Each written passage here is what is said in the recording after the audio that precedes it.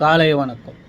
இது வந்து AR 2025 supreme court 924 AR 2024 AR 2025 924 Ananthappa and others versus Prabhakar and others. Ananthappa and இதில் வந்து என்னென்னா, நீங்கள் வந்து உங்கள் கட்சிக்கார் வந்து சார் நான் பார்ட்டியே இல்லை சார் சூட்டு, ஆனால் சூட்டில் என்ன இப்போ பார்ட்டியாக சேர்த்து எக்ஸிக்யூட் பண்ண போகிறாங்கன்னு சொன்ன உடனே நீங்கள் என்ன செய்வீங்கன்னா அதில் அப்பீல் போடுறது. ஃபஸ்ட் அப்பீல்னால் 96 சிபிசி, செகண்ட் அப்பீல்னால் 100 சிபிசி. அதை போடணுன்னா லீவ் டு கிராண்ட் வாங்கணும்.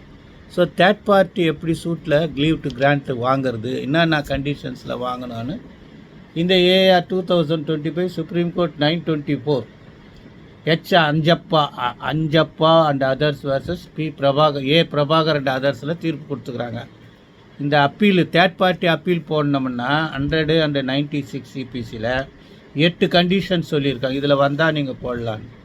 அடுத்தது என்ன கைட்லைன் கொடுத்துருக்காங்கன்னா, டிரான்ஸ்ஃபர் பெண்டன்ட் வழக்கு நிலுவையில் இருக்கும்போது சொத்து பரிமாற்றம் செய்வது, சொத்து பரிமாற்ற சட்டம் டிரான்ஸ்ஃபர் ஆஃப் ப்ராப்பர்ட்டி ஆக்ட் 52ல் அது வந்து வழக்கின் இறுதி தீர்ப்புக்கு உட்பட்ட நிலை தான் ஆகும். அப்படி செய்ய முடியாது செய்யக்கூடாதுன்னா சட்டம் கிடையாது.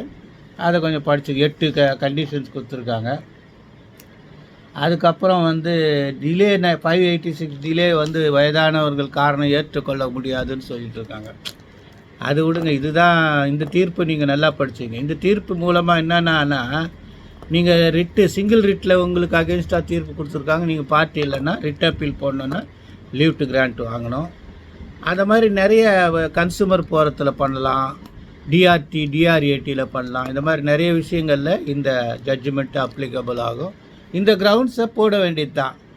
ஆமாம், இந்த வந்து அக்ரிடே பர்சன்னா என்ன, இதெல்லாம் நிறைய கொடுத்து அது மாதிரி போட்டு பண்ணுங்கள். அது ஒன்று முடிஞ்சு போச்சா, இதை நீங்கள் ஃபாலோ பண்ணுங்க. அடுத்தது என்னென்னா, யாரோ ஒரு நீதிபதி வீட்டில் கோடிக்கணக்கில் பணம் எடுத்தாங்களாம். இன்னும் எல்லாம் வந்துடுறான். அவருக்கு என்ன விசேஷ சலுகை நம்ம அது ஒரு புனிதமான கோயில் சொல்லுங்கள், சர்ச்சு வழிபாட்டு தலம், மக்களுக்கு நீதி கிடைக்கிறது தலம். அதில் போயிட்டு அதை கக்கூஸ் மாதிரி ஆக்கி கண்டவெல்லாம் துப்புறான், கண்டவெல்லாம் பேணுறான், கழுவாமல் போயிடுறான். அந்த அளவுக்கு கேவலப்படுத்திருக்காங்க. ஹைகோர்ட் ஜட்ஜுக்கு அரசியல் நிர்ணய சட்டத்தில் இருக்கிற பாதுகாப்புக்கு உட்பட்ட நிலையில் தான் உச்சநீதிமன்றம் கூட நடவடிக்கை எடுக்கும். பல்வேறு வழக்குகளை அப்படி தான் எடுத்துன்னு இப்போ இதை கமிட்டி வச்சுருக்காங்க, தீர்மானம் பண்ணி போடுவாங்க. அதுக்கு முன்னே நீங்களாம் எதுக்கு வாந்தி எடுக்கிறீங்க? இன்னும் தான் அவங்களுக்கு ஆட்சின்னு தெரில. நம்ம வீட்டையே நம்ம அசிங்கப்படுத்திகிட்டு இருக்கிறோம் அப்படின்றது கொஞ்சம் பொறுமையாக தான் இருங்களேன்.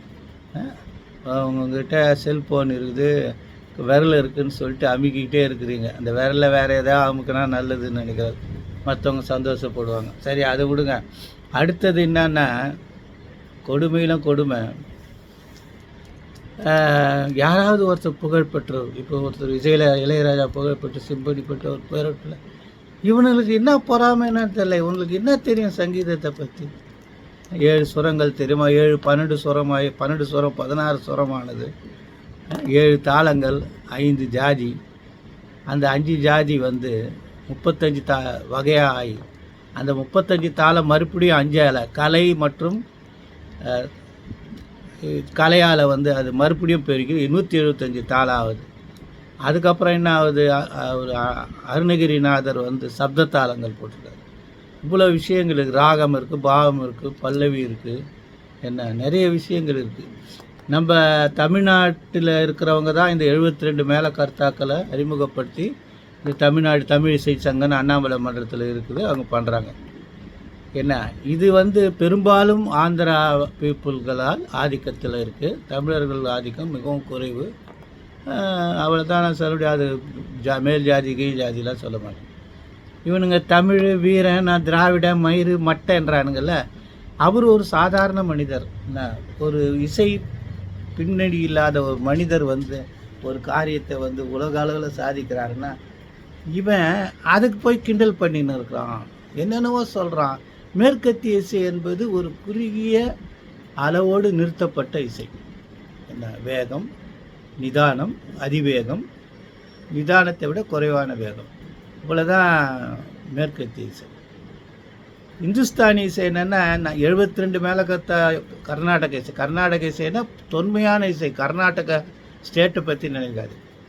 10 தாளங்கள் தான் அதில் இருக்குது. 10 தாள். இவ்வளோ தான். இதெல்லாம் ஆழமாக தெரிஞ்சுக்கிட்டு ஒருத்தர் அறிவுபூர்வமாக ஒரு சாதாரண கிராமத்துலேருந்து பிறந்து தமிழ்நாடு யாருது? மெட்ராஸ் ப்ராவின்ஸு சார்ந்ததுனால இப்போ இருக்கிற தமிழ்நாடு தமிழர்களுடைய பாப்புலேஷன் கிடையாது. உண்மையான தமிழ்நாடுன்னு எடுத்துக்கிட்டிங்கன்னா யாருக்கெல்லாம் சொந்தம்னா மீனவர்களுக்கு, ஆதி திராவிடர்களுக்கும், பனையேறிகளுக்கும் தான் சொந்தம். மற்றவெல்லாம் வந்தேரிகள் தான். அது அந்த சமுதாயத்தை சேர்ந்தவங்களா. நீங்கள் இது பின்னாடி ஒரு சாதாரண கிராமத்துலேருந்து வந்த ஒரு தமிழர்கள் இப்போ அங்கேருந்து வந்து இது எப்படி இருக்குன்னா, ஒரு பொட்டை நாயை ஒரு ஆம்பளை நாயை தேத்தின்னு போய் சக்ஸஸ் ஆகிடுதுன்னு வச்சுக்க. அதை எதனா வீடியோவில் பார்த்தா இவன் அதை கூட கிண்டல் பண்ணுறான். அந்த நாய் எப்படி வெற்றி பெற முடியும், அந்த நாய் மூஞ்சி சரியில்லைன்னு சொல்லி அந்த மாதிரி கேவலமாக பதிவு போகிறாங்க.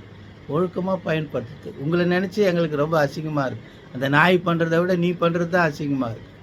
ஏன் தான் உங்களுக்கு அறிவு கடவுள் இப்படி கொடுத்துட? வேறு வேலை இல்லையா? அறிவுபூர்வமாக எதாவது பார்க்கலாம். உங்கள் அறிவை பகிர்ந்துக்கலாமா? என்ன எப்படி பண்ணணும்? சுவிட்சு போடும்போது கை ஈரமாக இருந்தால் போடக்கூடாது. அது யாராவது அனுபவம் அதை மாதிரி ஏதாவது ஒரு பண்ணலாங்க. எங்கெங்கேயோ போகிறீங்க. என்னத்த சொல்கிறது? கடவுள் தான் உங்களெல்லாம் காப்பாற்றணும். காலை வணக்கம்.